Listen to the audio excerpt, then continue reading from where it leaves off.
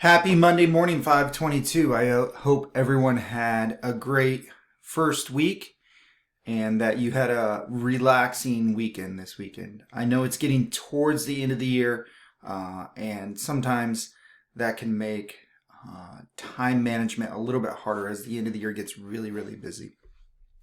Before we jump into week two, just a couple things about week one. I have perused the discussion board. There was a lot of great information, and looking at the get to know you, very diverse group of educators in this class. So I just really want to press upon you to, I know that for the discussion post, you don't have to post till Thursday and then you need 2 responses on Sunday. I'd highly encourage you to post earlier in the week, Monday, Tuesday, and really use that to learn from each other. There's so much information and diversity of learning that can come from your classmates, and so I would say just lean into that a little bit. As far as grading for week one, I will try to do all the grading tonight or tomorrow. So hopefully by Tuesday night, all the grades are up to date. I try to keep the grades up to date as quick as possible, but just like you, the end of the year can be a little bit crazy. So I want to jump into week two. I use this quote in a lot of my classes because I love it. And there's a lot of quotes like this in a lot of movies and a lot of books, but if you put your mind to it, you can accomplish anything. And that's Marty McFly from Back to the Future. And it speaks to perseverance. I know that doing a program like this online, which I did a master's program online, sometimes it can be hard to persevere through things that aren't necessarily hard tasks, but it's just time. And time is a really important currency in our lives. Just know that sometimes deciding to do something can be harder than actually doing it. So this week we pick up a little bit. We start looking at the maker movement, tech-based and old school. 3D printing is really this week, and next week we're really jumping into that. And then also identifying and using emerging technologies. So that's kind of the really brief overview. There's a lot of content. We're going to go through that in a second. Your discussion board post for this week is pretty easy. Of all these articles up here, share your thoughts on them and then also respond to 2 of your peers. So it's sort of a reflection on, tell us about what the article was and why, what you thought about it. And is there anything you disagree with or that you really think you should agree on? So for this week, you only have 1 post. You have 2 assignments. We'll go over those in just a minute. Innovative educator observation and then Tinkercad training. And then looking ahead for week 3, before we jump into going through all the open tabs, you have 4 articles to read next week, 2 discussion posts, and 1 assignment, which I'm going to give a brief overview this week just so you know. So we're going to go through the Maker Movement article. You can see it's 2 pages. Really, it's a page, and that page and a third. So that's not too bad. And just so you know, the first 3 are required reading. After that, you need to pick 2 of the additional ones. So that's required. This report is long. I'm not going to tell you that you need to read it word for word, but definitely read the executive summary that tells you about the whole thing. And then skim through and see if you can pick out important points. I would say if you have the time, read it. It's really good. It does a really deep dive into technology and how technology is being used in the educational setting. So, it's relatively recent. It's 2019. So it's not going back, in technology, something from 2017, 16 is old. So this is not that old. And then 3D printing enhancing student created learning. This is just a fun little web article. And as I scroll, you can see it's not too long because of the way it's formatted and, all the ads and things at the bottom. So really great article to set up the purpose of 3D printing and just a little bit of how it works in your classroom. And it's, if you don't know much about 3D printing, it's a good primer article. So the rest of these articles, you only have to pick 2 of these. And so I'm just going to do quick. Another one about 3D printing and how they use it in space or on the space station.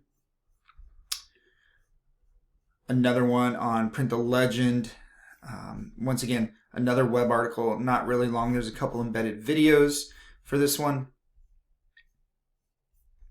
Lots of pop-up ads. How the British Museum knows lets you know how it's 3D printing. And so that's a pretty cool one. And there's a video. Most of these have videos in it as well. Like that bust is 3D printed, which is kind of neat. How manufacturing uses 3D printing. So it's going through a lot of different industries and how they would use 3D printing. That's the Maker Movement article again. What's next? Once again, I know 2018, whatever this article is talking about is not going to be what's next necessarily because it's 2021. But it does give some good background information on 3D printing. And then using 3D printing to help with adaptability and accessibility issues for those with disabilities. And there's so many videos out there of, Robert Downey Jr. giving an Iron Man hand to a young boy that's a fan and has lost his hand. That is not in this article, but you could Google it. It's pretty neat. And, well, there you go. It doesn't look necessarily like that, but it's the Iron Man hand. It's really interesting. So those are all those articles are really in the world of 3D printing. Pick two. You don't have to read all of them, but they are pretty fascinating. Let's jump into your 2 assignments for the week. There's 2 assignments. Assignment 2A has 2 parts. And so the first part is watching a TED Talk video. There's a lot of good TED Talk videos out there. And essentially you're going to find someone in the educational realm that also has to deal with technology and not something you've, seen in any of your other courses. And it's just a 1-page reflection. So you answer the following questions. Who is the educator and what did they do? What aspects of their methods did you like and what did you not, or what was a challenge for you? And then how would you implement the speaker's methods within your own pedagogical practices? Though it's short, 1 page, 3 paragraphs or so, make sure you're hitting all the APA and it's formatted correctly because it's not fun to lose points. I'll just do another plug for Grammarly there as well. Any paper you submit, I highly encourage you to use Grammarly. The second part of this, a little different in that you're still looking at a video of an educator, but it's someone you're interviewing. So find someone with your school site, at another school site, your PLN, an admin, a tech coach, and do a interview with them using Zoom or Google Meet, whatever, or Microsoft Teams or Skype, whatever your district uses. And then ask them a few things, describe how they leverage technology, ask for specific examples, and this is another 1-page paragraph. I would highly recommend and let them know at the beginning, hey, I'm going to record this. I'm not sharing that recording with anyone. That way, during your interview, you can just have a conversation, and then you can go back and watch it, and then pull the information you want to pull for those same 3 questions. Who is the educator? What did they do? What aspects do you like, and maybe what do you not like with how they use technology, and then how can you implement their methods? So once again, I would recommend recording and then going back and watching that recording. It's a short rubric. At Concordia here, we love our rubrics, but complete the written reflection, and then, that is 20 points, and then all the APA style and writing is 10 points. So once again, this should be a gimme. Make sure you hit all those points. So that's 2A. And then assignment 2B is Tinkercad training. So in week 3, I'm going to jump over to that rubric. You're going to have to design something in Tinkercad. And so I just wanted to show you this because this is the end goal when we talk about doing assignment 2B.